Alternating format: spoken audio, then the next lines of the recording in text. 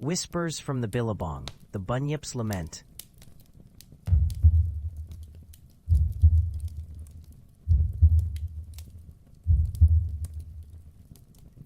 The swamp was alive with whispers as I trudged deeper into its murky embrace, each step a squelch of thick mud beneath my worn boots.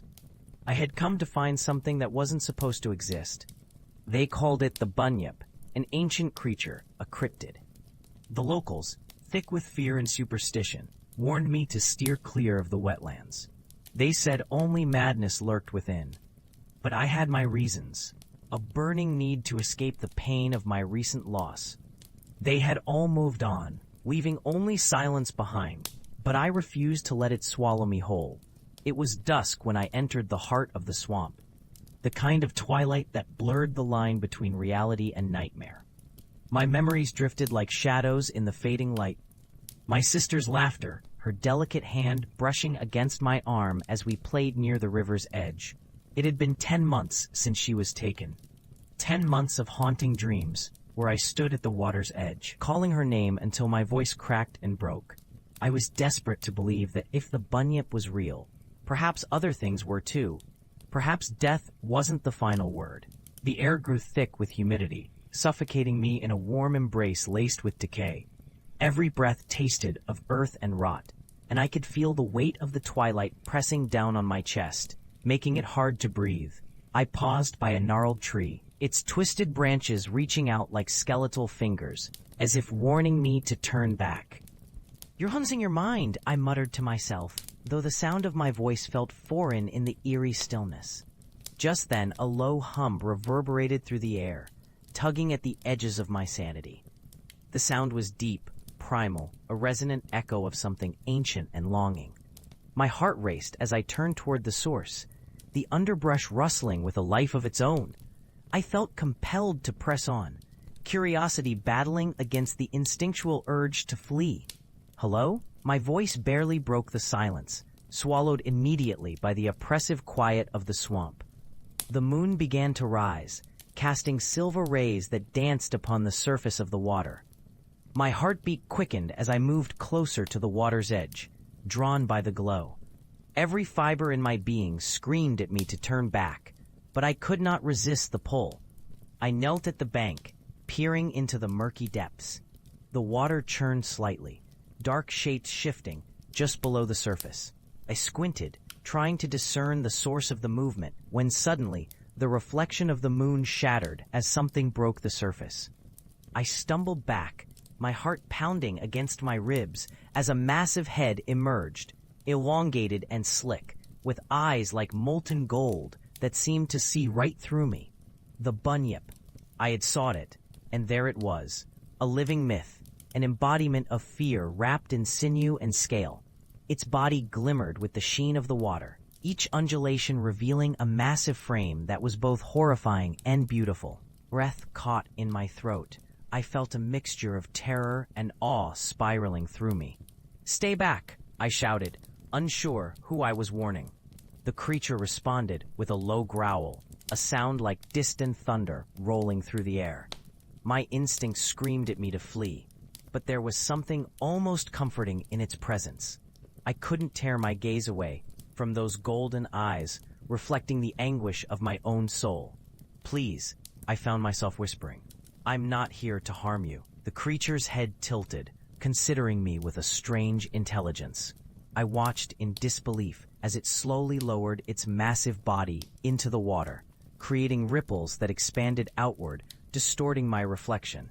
Instinctually, I reached out, fingers brushing against the water. It felt impossibly warm, almost alive. "I lost someone," I confessed, my voice trembling. "She was everything to me. I thought, maybe you could bring her back." The words escaped my lips before I could stop them, laced with an unyielding desperation. The Bunyip regarded me, unblinking, before it dove beneath the surface, leaving nothing but silence in its wake. Time lost meaning as I knelt there, alone in the thickening darkness. I waited, every hair on my body standing on end. The sounds of the swamp seemed to grow louder, chirping insects, rustling leaves, the distant call of a bird echoing through the night. Just when I thought my plea had gone unheard, the surface of the water erupted in a spray of droplets, and the Bunyip re-emerged, something clutched in its maw. My breath caught in my throat. It was an object, a small, tattered teddy bear, worn from years of love and neglect. I recognized it instantly. It had belonged to my sister. Tears blurred my vision as the creature dropped the bear at my feet, its body towering above me, shrouded in shadow. This was no mere beast. It was a keeper of lost things, a guardian of memories. The realization hit me like a tidal wave. "You've seen her?" I stammered, heart racing as I searched those molten eyes for answers. "Where is she? Is she safe?" The Bunyip let out a keening sound, a mournful wail that echoed through the swamp. It resonated deep within me, stirring memories of my sister's laughter, the sunny days we spent together. Then it submerged again, leaving me with the bear and an overwhelming sense of longing. My hands trembled as I picked it up, the fabric still retaining the faint scent of her hair. "Please, I need to know," I cried, desperation lacing my voice. "What happened to her?" The moon hung high above, illuminating my surroundings in an ethereal glow, and then I heard it, a faint whisper carried on the wind, rising from the depths of the swamp. It was not a voice I recognized, but rather a feeling, a sensation of warmth and love. I closed my eyes, losing myself in the memories flooding my mind. I could picture her smile, the way her eyes sparkled with mischief, her laughter like music that filled my heart. When I opened my eyes, the Bunyip was gone, submerged in the stillness of the water, leaving only ripples behind. I stood there, alone with my sister's bear, a whirlwind of emotions swirling inside me. The pain of loss was still fresh, but now infused with hope. In that moment, I understood the Bunyip's role. It didn't just guard the depths of the swamp. It held memories, carried the stories of those who had been lost. As I turned to leave, my heart felt lighter, but the shadows lingered around me. The swamp no longer felt like a place of dread. It held secrets and stories waiting to be uncovered. I would return to the surface, to the world of the living, but I knew that the Bunyip would be there, safeguarding the memories of all that had been lost. I made my way back through the twisting trees, the whispers of the swamp, now a comforting chorus in the night. When I emerged into the open air, the moon illuminating the path ahead, I breathed in deep. I felt an overwhelming sense of connection, not just to my sister, but to the world itself. I had lost something, yes, but had also gained an understanding that would carry me forward. As I stepped over the threshold of the forest, I glanced back one last time at the dark waters. "Thank you," I whispered into the night, feeling the weight of the teddy bear in my arms as I continued onward, ready to face whatever came next.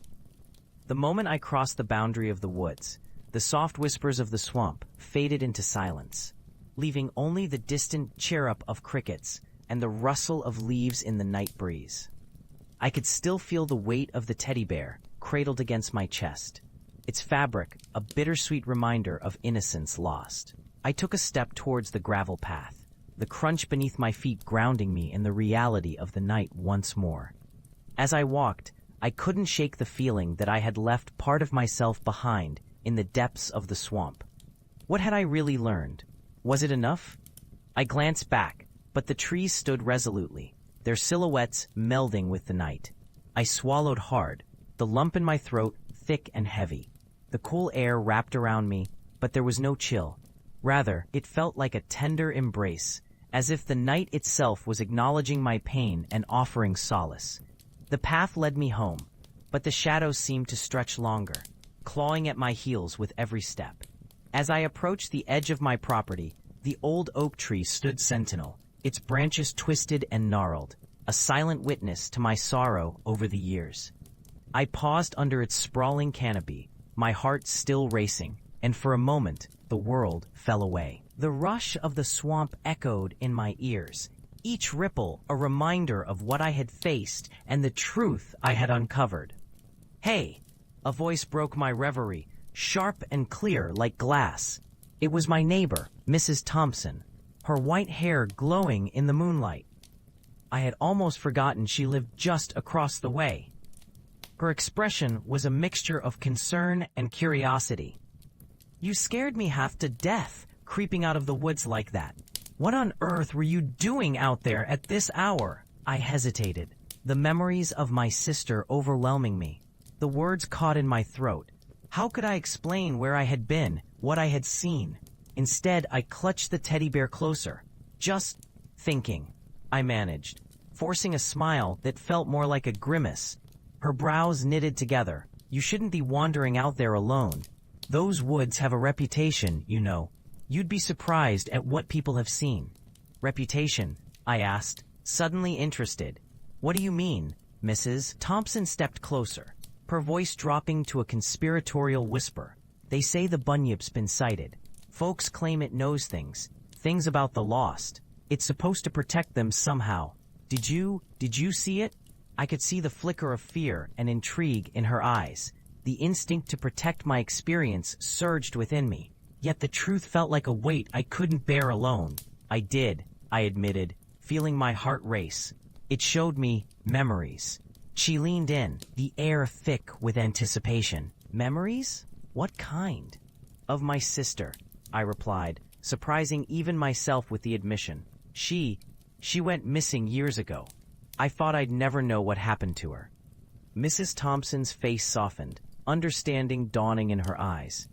Oh dear, I'm so sorry. You must carry that pain with you every day. But if the Bunyip showed you memories, it's a sign that she's still with you somehow. I shivered at her words, unsure if I wanted that connection to linger or fade. Yet deep down, I felt the truth of it. The Bunyip was not a monster. It was a keeper of stories, a guardian of lost souls. My sister's laughter echoed in my mind, washing over me like a gentle tide, reminding me of the love that had never truly left. I'll find a way to honor her, I said, my voice steadying, a flame rekindled within me. I need to bring her memory to life again, so others can know her too. Mrs. Thompson nodded, her eyes gleaming with approval. That's the spirit. You're not alone in this. Many of us have lost someone. We've all felt that ache. There's a community out there, and we can help each other. Feeling empowered, I tucked the teddy bear under my arm and took a slow breath. The darkness around me no longer felt suffocating. It felt like a canvas waiting for paint. I looked at Mrs. Thompson, her reassuring presence a beacon amid the night, and I knew I was ready to face the unfolding path. Thank you for being here, I said softly. With a knowing smile, she nodded. You're going to be okay. You're stronger than you realize. And as I turned toward my home, feeling the gentle weight of the bear against my side, I could almost hear my sister's laughter mingling with the rustle of leaves, a reminder that love, even in loss, was never truly gone. The journey was just beginning, but I felt a spark of hope crowding out the shadows, illuminating the way forward. As I stepped into the familiar chill of the night, the moon hung low, a pale sentinel that guided my way. The streets felt different, charged with purpose and echoing with the hushed whispers of the past. I hugged the teddy bear tightly, its frayed ear brushing against my cheek like a warm reminder of my sister's embrace. I remembered the countless nights we spent in this very neighborhood, her giggles ricocheting off the walls of the old houses, the taste of warm cocoa and the smell of popcorn wafting through the air as we watched our favorite movies together. I closed my eyes for a moment, allowing the memories to flood in, the mixture of sweetness and sorrow igniting a fire within me. But the shadows were lurking, alive with memories I'd buried for too long. The ghostly outline of the house where she vanished loomed ahead, a haunted pillar of my childhood. My feet moved of their own accord, drawing me in. With each step, the familiar ache in my chest grew more pronounced, a symphony of grief and determination. As I approached, an unexpected sound broke through the stillness. Laughter. Not the playful kind I had desperately clung to, but a distant, mocking echo that sent a wave of dread washing over me. My heart raced. Was I imagining it? No. It was there, a giggle that twisted my insides, wrapping around my throat like a vice. I hesitated on the front porch, the wooden boards creaking beneath my weight. This was home, the place where I had lost her, yet it felt so foreign, so steeped in shadows. I spotted the cracked window, just as I remembered. It hung slightly ajar, as if inviting me to remember what lay inside. "Lucy," I called, my voice a fragile whisper, barely escaping my lips. "Lucy?" I tried again, a tremor lacing my tone. My sister's name tasted bitter, like ash. The echo of her laughter reverberated in my mind once more, bouncing between my ears. I gripped the teddy bear tighter, a bridge between then and now. A flicker of movement caught my eye, just beyond that broken window. It was fleeting, too quick to discern, but my instincts screamed at me to either flee or investigate. Summoning every ounce of courage, I stepped closer, peering through the gap. Inside, the house was frozen in time. Dust motes danced in the moonlight, illuminating the remnants of a life paused. The old couch sagged under the weight of forgotten dreams. Toys lay scattered like fallen leaves. And in the corner stood her favorite doll, its glassy eyes reflecting the light eerily. "Lucy," I whispered again, this time louder, more desperate. "Come and play." The voice was unmistakably hers, and my heart lurched, caught between hope and horror. I stammered, staring into the darkness of the hallway beyond. There she was, my sister, bathed in shadows, her silhouette hauntingly familiar. I stepped back instinctively, the flood of emotions overwhelming me. "Is it really you?" The question spilled from my lips, barely audible over my rapid heartbeat. She giggled again, spinning on her heels, a spectral figure caught in a haunting dance. The laughter twisted into something darker, splintering off into echoes that reverberated against the walls. "You found me," she called, her voice sweet, yet tinged with an ominous undertone. "Lucy," I stepped into the house, propelled by a force I couldn't control. "Where have you been?" "Waiting for you," she said, her smile widening, yet not reaching her eyes. "Come play with me." A chill wrapped around me, yet I hesitated. This wasn't the reunion I had yearned for. This felt wrong, too inviting, like a trap waiting to be sprung. I glanced back at the door, the moonlight casting a safe glow outside, and I felt the tug of reality, a reminder that even the deepest longing could lead one to darkness. "Lucy," I shouted, desperation lacing my tone, "I need you to come back. I miss you." With a swift movement, she turned away, her laughter fading, replaced by the sound of something heavy scraping against the floor. "You don't understand. No one leaves me. We play forever." The room began to twist and warp as if the very essence of it was unraveling. My heart raced, panic clawing at my throat. I wasn't here to play. I was here to remember, to honor her, to finally let her go. "Please." I found my voice, steadier now. "I will remember you, I promise, but I have to let you rest. You deserve peace, Lucy." For a moment, everything stopped. The laughter faded, replaced by silence so deep I could hear the thudding of my heart echoing in my ears. Then there was a flicker, a mere breath of wind, and the shadows shifted. I saw her face, a mixture of sorrow and understanding, as if she were trapped between the worlds of the living and the lost. "You mustn't forget," she whispered, and with that, she faded, disappearing into the darkness. I collapsed onto my knees, grief washing over me in waves. The shadows, once all-consuming, began to recede, and the house felt less like a prison and more like a monument to the past. I cradled the teddy bear, whispering promises into the stillness, knowing that honoring her meant letting go. As I stepped back outside, the moon shimmered overhead, illuminating the path ahead, a path awash in bittersweet memory, a promise of light to outshine the darkness. I turned toward home, my heart heavy, yet lighter than it had been in years, each step grounding me in the present, each breath a testament to the love that transcended even the darkest of shadows. I was ready to embrace the journey ahead. With the last remnants of Lucy's essence dissipating into the night, I slowly rose to my feet, the weight of the teddy bear now a comforting reminder of her enduring spirit. I could still feel the pulse of her laughter echoing in my mind, but instead of fear, it brought warmth, bittersweet, yet illuminating.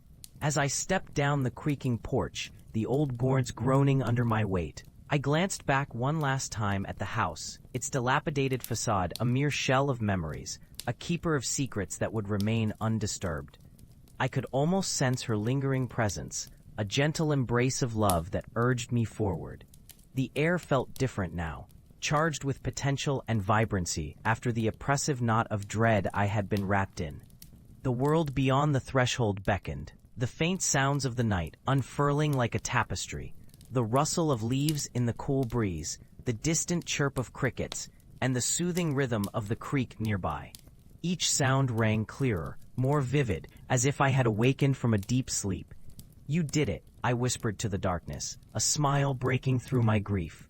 "You're free now, Lucy." I felt a sense of peace settle within me, the kind that comes with acceptance and understanding. I needed to carry her memory, but also allow myself to move forward. I turned my back to the spectral home, choosing to walk toward the flickering streetlights that dotted the nearby road like hopeful sentinels. It was time to return to a world of laughter, of friends, and of the warmth that life still had to offer. Just as I approached the end of the driveway, a shudder rippling through the air caught my attention. I froze, scanning my surroundings with heightened awareness. The trees loomed taller, their silhouettes stark against the night sky, but I wasn't afraid. I knew Lucy was gone, and yet there was a rustling, a whisper of movement that seemed to beckon me toward the edge of the woods. "Is that you?" I called into the shadows, my curiosity piquing as I stepped cautiously off the pavement onto the uneven earth. "Is there something out there?" Only silence answered, but it felt different this time. Less ominous, more like a door creaking open to a new beginning. I took a deep breath, inhaling the scent of damp earth and pine, grounding myself in the moment. This wasn't the end. It was merely the beginning of acknowledging both Lucy's legacy and my own path forward. With each step into the darkness, a sense of empowerment surged through me.